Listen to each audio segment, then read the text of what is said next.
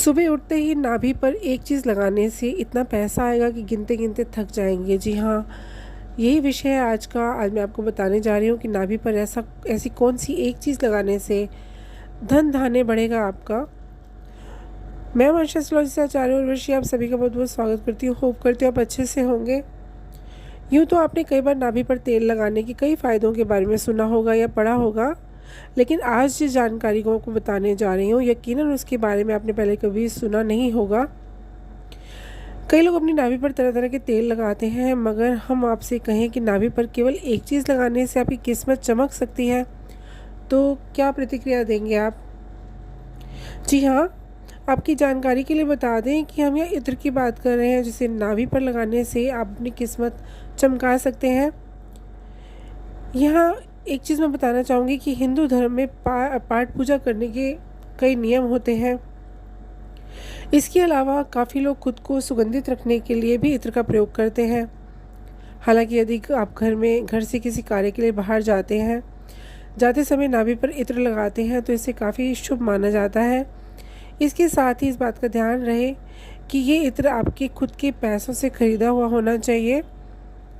बता दें कि सुबह स्नान आदि सब करने के बाद, फिर पूजा पाठ करने के बाद आपको इत्र लगाना है। नाश्ता करने से पहले लगाइए, नाभि पर ज़रा सा इत्र लगाइए।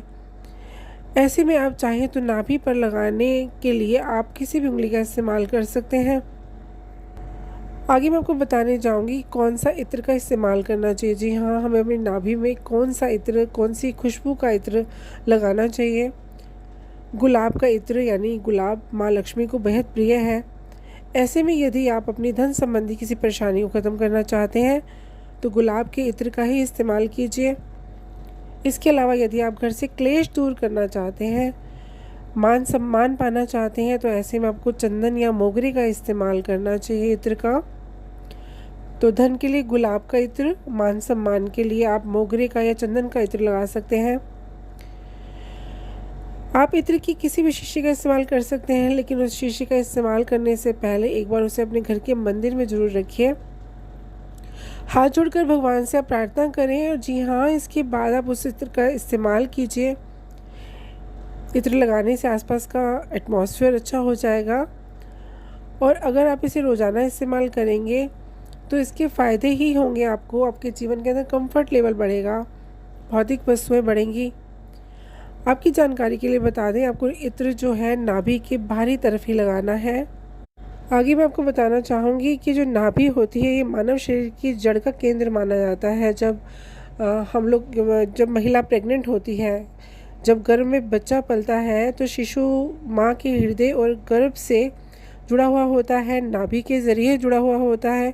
खून और सभी पोषक तत्वों की सप्लाई हमें यहीं से होती है। तो ये मानव शरीर की जड़ माना जाता है। तो आगे बात करने जा रही हूँ कि इस नाभि के ऊपर चंदन का तेल लगाना काफ़ी फ़ायदेमंद होता है। नाभि में चंदन का तेल लगाना बहुत ही महत्वपूर्ण होता है। तो बताने जा रही हूँ चंदन का तेल लगाने से होता क्या है। जब नाभि के ऊपर चंदन का तेल लगाते हैं तो इससे हमें गैस और ब्लॉटिंग से जुड़ी असुविधा को कम करने के लिए मदद मिल सकती है।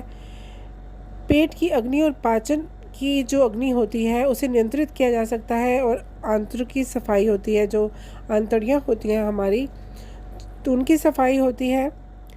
तो नाभि पर तेल लगाना फ़ायदेमंद होता है। सही तेल को सही तरीके से लगाएंगे तो आपको पोषण प्रदान करेगा इत्र, और तेल सेहत को अच्छा रखेगा। चंदन का तेल नाभि में थेरेपी का कार्य करता है। चंदन के तेल का इस्तेमाल कई धार्मिक समारोहों और आध्यात्मिक प्रथाओं के अनुसार किया जाता है। बौद्ध मान्यताओं के अनुसार मेडिटेशन के दौरान चंदन की खुशबू हमारी कंसंट्रेशन पावर जो होती है उसको बढ़ाने में काम करता है। और चंदन का तेल जब हम नाभि में लगाते हैं तो इससे होते हैं राहु ग्रह शांत। जी हाँ, अगर हमारी कुंडली के अंदर राहु अशुभ होकर बैठे हैं, हमें तरह तरह के मानसिक तनाव दे रहे हैं, और नाभि में हम चंदन का तेल लगाते हैं तो इससे राहु ग्रह शांत होते हैं। शारीरिक समस्याओं को भी दूर करता है ये, जैसे डायरिया, एंग्जाइटी, ब्रोंकाइटिस, बुखार, थकान, अनिद्रा। यूरिनरी ट्रैक्ट के इन्फेक्शन को दूर करता है, दिमाग को ठंडा रखता है।